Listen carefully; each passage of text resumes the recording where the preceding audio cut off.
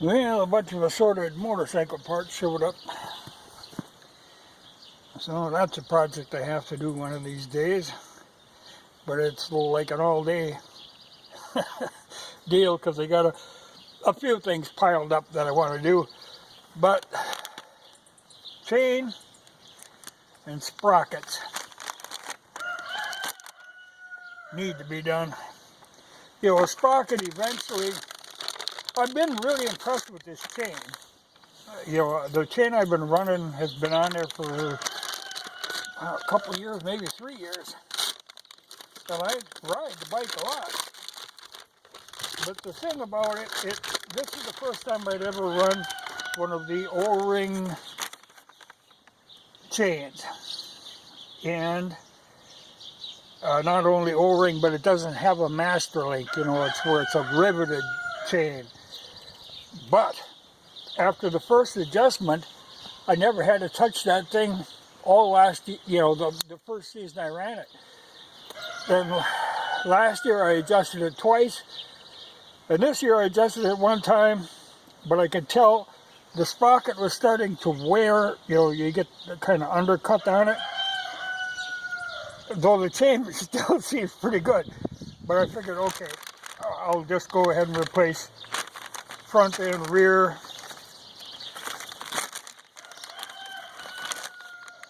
sprockets and the chain.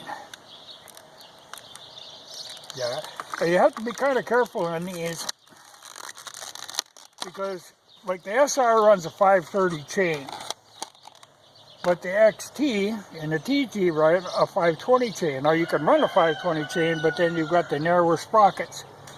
You know, the 530s are wider. So you have to be sure when you're buying them for the 500s that you get the right. Though you can do it. I mean, you can change an SR over to a 520 chain. I've got that on my other bike. It makes it a little lighter, a little more responsive, but they do wear a little faster. So I like to stay with the 520. And there's quite a variety in tooth counts. You can change your gear ratio kind of depending on what you're doing. And this rear, well, then you can get aluminum sprockets, but they wear quicker. But this is a JT sprocket with a hard steel. So that's part of the project. Next I have to change.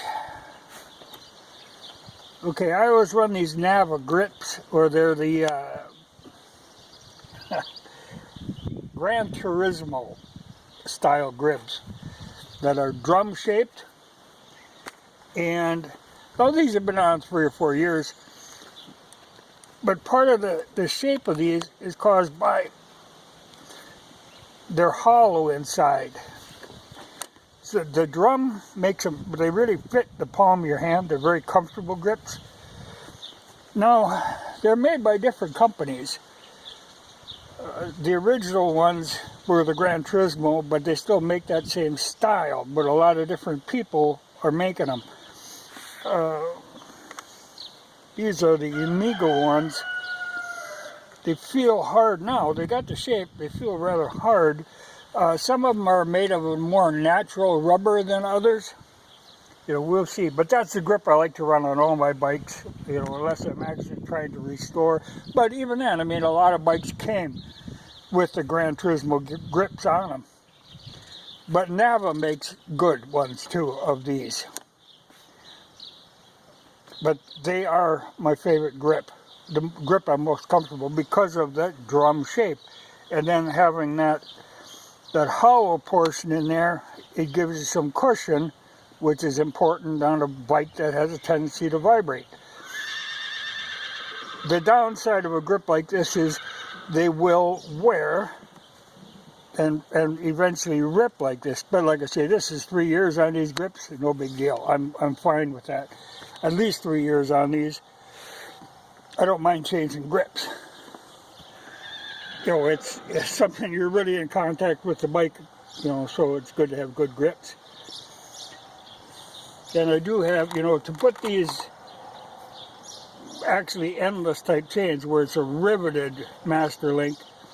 Takes a special tool, but I bought one of them when I did the other chain. They're nice, you know, they do make a difference. And one other thing I have to do, well, we'll pull the camera off of here maybe. Or I can bring it down a little and show you. Yep, this is a little more complicated. Yeah. Okay, on these, this is your oil filter. Now I have a leak in this bolt on the bottom of the oil filter. And the threads are really shaky in there. Last time I changed oil, I really, you know, it didn't want to tighten down, it wants to strip. So I have to pull this side cover off and helicoil it. Now, a helicoil is a threaded insert that goes in, it replaces, because the threads are into aluminum now, that way they go into steel. Now this particular screw, like these two screws on the top of the oil filter, go all the way into the main engine case. This one is only in the side cover. Now I could easily replace the side cover, I have spare side covers, but I would like to get that thread steel insert in there. So I'm going to pull this apart and helicoil that. But to get this off, I take off brake lever, kickstarter, a foot peg, and exhaust pipe to be on the safe side. Then you just take the screws out and the cover comes right off. It's not a big job,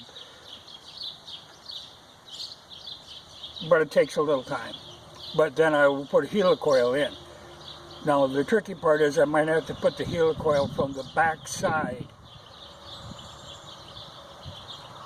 because to put a helicoil in you have to drill it bigger and then tap it. I don't think the tap is going to fit through this hole, but I can put it in from the back side. So like I say, this screw doesn't actually go all the way into the engine cases, it's just in the side cover. But I got to fix that because I'm losing a little oil and it's a mess. And you always got the potential of actually, you know, losing that screw. So I'll do that one of these days, and that'll be a separate project. I'll show you how to work with those helicoils. Or it's a different brand. Helicoil is a brand name, but it's a threaded steel thread insert. They're interesting and they can just save you, you know, on this kind of thing.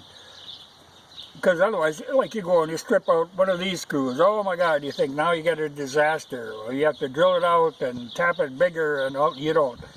You just put that insert in.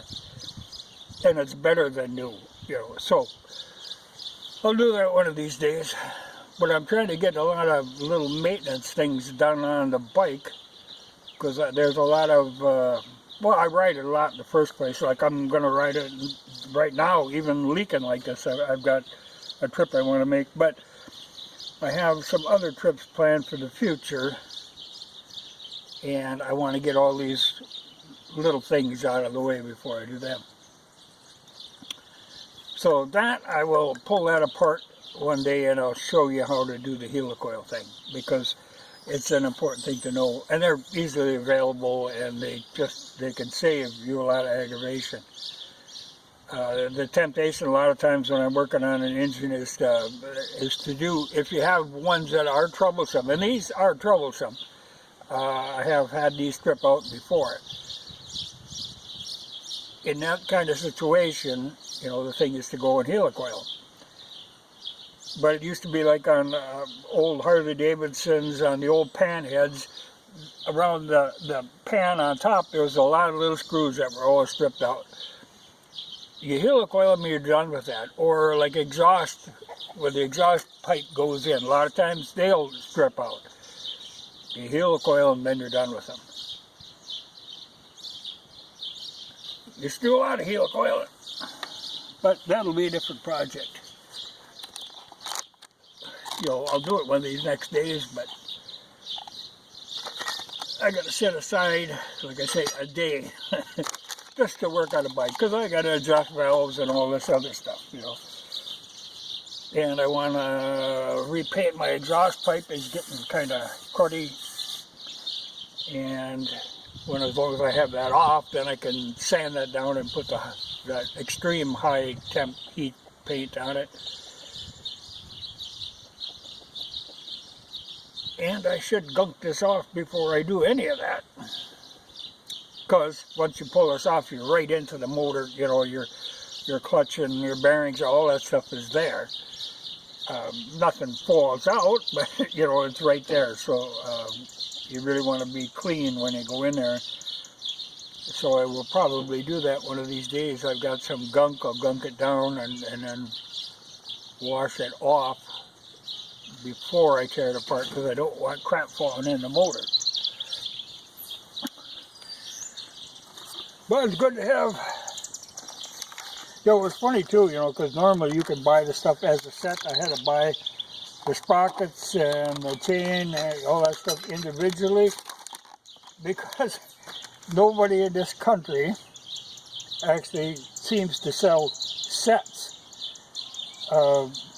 You have to go to England, and then the shipping is more than they're worth.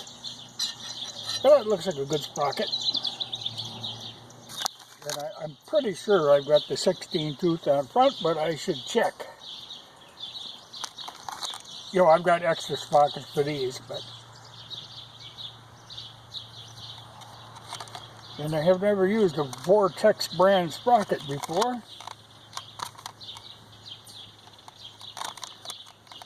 You know, I think I've used Yamaha ones, but they make, like I say, various tooth count sprockets for them. Because if you're doing a lot of highway, you can kick it up to like an 18. Well, if you're doing, you know, if you're doing it without a lot of weight, you know, because it's all, if you're carrying a passenger or pulling a sidecar or all that stuff, then you start playing with gear ratios. But that'll be a project. You know, I spent so much time working on motorcycles, I don't get enthused about it, but it isn't that hard a deal to do. And it'll be good to get, because I do worry once in a while that, ooh, this baby's going to fly off and lose it. And then you puke oil.